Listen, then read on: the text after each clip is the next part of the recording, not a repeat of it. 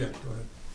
Let the record show it is Thursday, January 21st, 2016 at 1:16 p.m. And we are opening our facilities meeting. We have 3 or 4 agenda items, and at this time I'd like to turn this over to Mr. Davis. Okay, thank you, Mr. Loeffler. There's a few things that in the general administration section we need to go over them. Some of them are unpleasant, but we need to talk about them just the same. On page 2 of your document, I'm requesting approval of payment to Pat Redden Sargent. And here's why. Pat Redden Sargent is a 4th Street resident that is immediately adjacent to the Port of Ogdensburg. And to make a long story short, the Bridge and Port Authority, under the direction of its construction manager, placed the light pole in the middle of the sewer. That's not in dispute. As a result, over time, what happened when the sewer backed up, the homeowner was damaged to the tune of $2,160 for cleanup and had $1,000 of destroyed possessions as a result of this. This is one of these things where doing the right thing is really beyond my authority to do. I need to disclose it and bring it to the board. The Pat Sargent, very good individual, very unhappy with us, as you can tell from the letter I received yesterday in the mail. Tisha, we're missing my her email response. Okay, I didn't know if you wanted that in there. I do have it. Would you like me to go grab it? No, that's fine, but it basically says that she is in agreement that $3,100 would satisfy any claim, avoid any potential legal action, and make things right again. Based on that, I'm recommending that we approve it. Wait, there's a table. That should be $3,160. So instead of $3,120, should be $3,160. Yeah. Right. Good catch, Karen, thank you, Tisha. Karen caught it. Good catch, thank you. We have itemized bills for $2,160. The $1,000 we are taking the homeowner's word for. I have no concerns in that regard. You know, I went through, maybe you did too, Doug, and involved in city council, whatever, these things happen. And I got caught into, and I'm not sure how I want to say this the right way, is when you have you want to do the right thing, and sometimes you don't have the power to do the right thing. And I'm not sure in city government versus us as an authority, Wade, do we have the ability to do the right thing here? We do. It needs disclosure and approval by the board. I'll give an example. A rule of thumb, anything that we mess up from time to time that's under $1,000, I generally just take care of it. But this thing being $3,160 and specifically related to the Port Access Road and the fact that we have a valid written complaint that is not happy with us, I want to fully disclose it. Okay. Does the city of Ogdensburg have any connection to help us with this at all? No, the city of Ogdensburg actually helped us fix this problem. Okay. Oh, it's clearly our fault. It clearly is. Clearly is our Yeah. fault, Yeah. and I think she's been living with that for a while since that access road has been completed and stuff. And I think it's our duty to move this forward to the board and approve this. Well, I have I have no contention of that. To me is, do you have the ability to do the right thing? And sometimes with your role as a board member or whatever, do I have the right to do this? And to do the right thing, it obviously makes my job easier that we do that. It's too bad it turned out that way, that we just didn't realize that mine was going to be underneath there. So I'll move this. I'll second it to the board. Yep. Yeah. So I guess I'd thank her for her patience, whatever, on this. Obviously, and for you, Wade, to handle this in the way that you have, it's commendable. Well, it's one of those things where, you know, we'd rather not have this issue in the first place, but once Yeah. we've done it, it's time to correct it, so appreciate the board's support on that issue.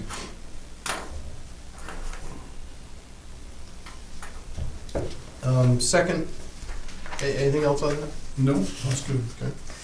Second item is the 80K executive search. This is what we talked about in executive session of the board last time.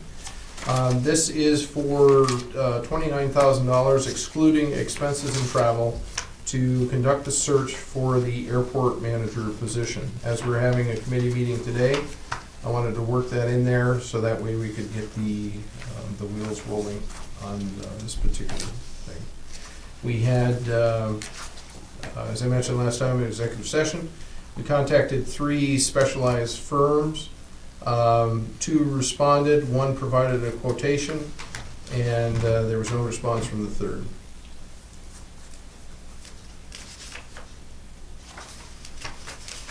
Hang on a second, I had an email from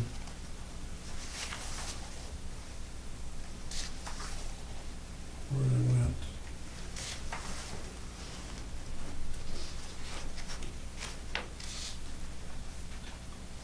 Sorry, maybe I don't have.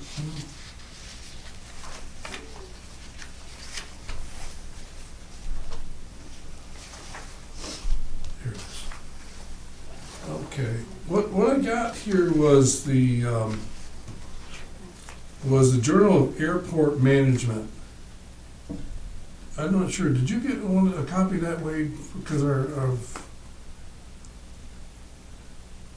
To answer your question, no, I have not received any copies of it. okay, this is the Journal of Airport Management, and I thought it was kind of interesting is this is a magazine or a summarization, whatever, of what airport management is.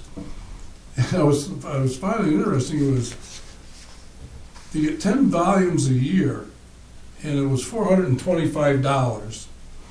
And it includes 4 100-page print issues plus complimentary online version of what we're dealing with.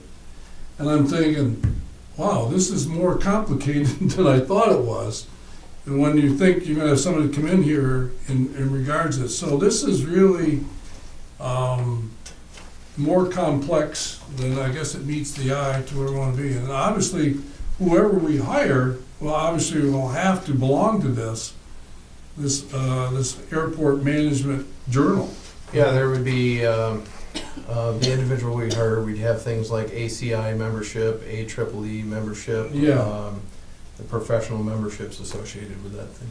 Yeah, because that's what it says, it's ACI members receive an additional 20% discount, whatever. And so when I saw this, I mean, I'm thinking, you know, how do we search for $29,000? I mean, trying to think, what can we do without spending $29,000? And I guess that's the question I would ask you, you know, Wade, is there a way around not doing this for $29,000? I mean, Well, here's the thing, you're kind of catching me short here, because in executive session, the board had a consensus to proceed with this. I've signed the contract, I have not returned it to 80K yet. okay, 80K is ready and willing to start the search, and there is a 2.5 to 3 month time frame okay. to be able to get somebody on board. Given that we don't have the resources internally to do this, given that somebody like the local firm, I won't use their name on camera, is not capable of doing this because this isn't their area of expertise, I don't recommend pursuing another alternative. I would recommend either proceeding with this or reevaluating the whole airport manager concept, because to place our hopes, dreams, and $25 million out there and not have an effective manager at the end of the day, it's not worth the time and effort. Well, I don't argue that one whatsoever, because we're, you know, obviously, I'm behind hiring a manager 100%. And obviously, to the complexity of what it is to do what we need the person to do, or persons eventually. getting the right person at the right price, at the right qualifications that you ask for is important. So I guess, I'm saying I disagree with what our process has been. It was just, I guess it was just a second guess, and maybe you had different timetables or thoughts that there was something different, and obviously the answer is no. We need to get this operation moving, and so. But in fairness, the board should not be held hostage by my opinion. That's a board decision at the end of the day. And I want to be clear on that. Yeah. I think the board has spoken. I think everybody was in agreement that we do this. I think we're under the gun here, Yeah. and I think we have to proceed as we planned and Right. get this rolling. Well, this is a matter of convenience too, because I signed this yesterday, and as we're having this committee/board meeting today, I figured I'd just bring it up. The only question I would have, and the only discussion I would have is if you tell somebody you have $29,000 to do the search, they will spend the whole $29,000. I mean, so is the argument the $29,000 and getting somebody the free ticket to spend $29,000, or is the whole idea is to say, all right, do this the best you can and not exceed $29,000? I mean, so I don't know how you tell somebody differently that you only have $25,000, or if you have 20, that they will spend the whole amount. This is cost not to exceed $29,000. That does exclude travel and excludes out-of-pocket expenses. So there are travel and there are other out-of-pocket expenses that we will get hit with. Is it reasonable to think they'll do a $29,000 for 25? No. This is not a nickel and dime firm that we're dealing with. I don't mean any disrespect by how I said that, but this is a professional firm looking for The last time I was involved in hiring a professional firm is the guarantee that they got when you hired that person, they would stay 3 years minimum. They would stay for at least 3 years. All right, is there anything in there that? Wouldn't that be in the contract? There's nothing in there like that in this contract. Let's take a look at the contract and just go through what it is they do under the scope of work. So for the services under the scope of work, what they would do is they create a position profile. And one of the things they do there is they look at our job description that we have and tweak it if necessary and refine it to better match candidates that are out there. They'd also use salary survey information to make sure that we're in the right ballpark, and we've had a discussion on that, on our budgeted amount. They would create a recruitment brochure that promotes this. They would advertise it in places like AAAE, ACI, LinkedIn, so on and so forth. They would also use their own network and direct sourcing and set up a dedicated email account for that. On phase 2, what they would do is they'd have an initial screening with a resume interview, using their weighted requirement analysis to screen candidates. They'd have a questionnaire, a personality assessment, and they would use a talent tracker. And what that's designed to do is designed to match what we want with the candidates that are out there and vice versa. Okay. In the third phase, what they would do is they'd have the video interviews and the recordings, and basically test the candidate's depth of knowledge to make sure that we had somebody that didn't talk a good game, for example, but not know the ins and outs. They'd shortlist. They would probably come up with 3 candidates for us, 3 finalists, and then they would do the assessment, check the references, do the background checks, and present the candidates. And they would also assist us in conducting the final interviews. Mr. Chairman, we've done this a couple times in the past, but it's always been a good Okay. deal. Well, I mean, I'm just using past experiences, okay, involved in this process, and obviously, I know that being in northern New York, you're not gonna get, I don't say the quality of the candidate, but somebody who is willing to to come up here for a small operation where we want to be. I'm not sure the logistics involved in this whole process, and, you know, it's new for us. But I think back, and I think was one of the things that we paid in the city government was we paid for a service. We paid for somebody who was going to stay here at least 3 years. And the other thing, if the person wasn't capable within the first year, that they would redo the search, okay, at NC, when NC means no cost. So in other words, when they put people forward, okay, to move the process, those people were capable and those people were going to stay. And so I'm not sure that's city government, and that's, you know, for something different. I'm not sure this operation will work that way, but I just want to put that out there for what I understand is a possibility. I can ask that question. My understanding, though, is that's not something that's usual and customary in these contracts. Okay. Doesn't mean we can't ask. It just Well, means- I guess maybe we can ask the question. Maybe we can ask the question, say, what's the guarantee of what you get? I don't know. I don't know what the market is for, I don't know how many airports there are in America, 5,000, whatever it is, but I'm not sure what you get. I think this is for an operation that we have, this is probably a very exciting moment for somebody who wants to come forward to blossom a career or take something from nothing and build it into something. I think it may have some huge possibility. I think just ask the agency whatever. I think, I'll say this though, I'll say this, for the $29,000, if they're gonna do a search, we paid more than that on the city government side. For $29,000, it's a good price. Let's go that route. So, well, I guess, can you ask that question?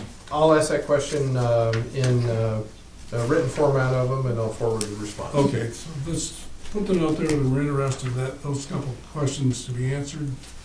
As far as moving this forward, I think obviously we're caught on time. And I think, let's do it. So I make a motion to do that. I'll second it.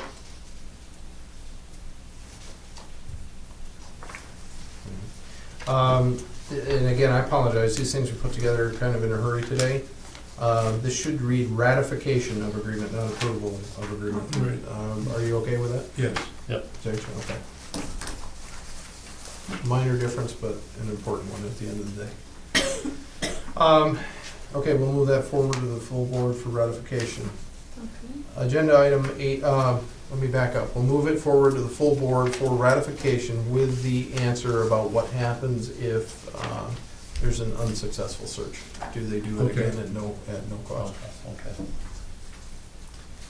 8.3 is approval of a settlement agreement with a local ILA. This is also a ratification, Tisha. Okay. This needs to be ratification of a settlement agreement. Members of this committee and myself have met with the longshoremen. You know, you were there. 4-hour-long meeting. We've come up with a way to resolve all grievances between the longshoremen and the authority. We are currently waiting for longshoremen approval of that agreement. The longshoremen have had that since the beginning of the week, and we're still optimistic that we'll have a signature on that document. I'll move that to the full board. I'll second that. I'm not sure exactly what their process is and what they have to do to go through whatever, but obviously this board, and we come out of our meeting, is we will move our side to move forward, and then whatever they want to do, that's their business, and go from there. So I think it was a very good meeting. I appreciate all the dialogue that took place. It was open. Doesn't solve everything, but it's you know, there's always issues to deal with. So I would say we've improved our process to work with ILA out of the last meeting. So. Well, as Mr. Davis said, it was a 4-hour meeting, but it was, you know, at the end of it was very positive, and I think it was the right step forward, and both sides, you know, during that meeting worked hard to get resolution, and There you have it. so. We'll move that for ratification. Yep, So we'll ratify it at the next meeting. Mr.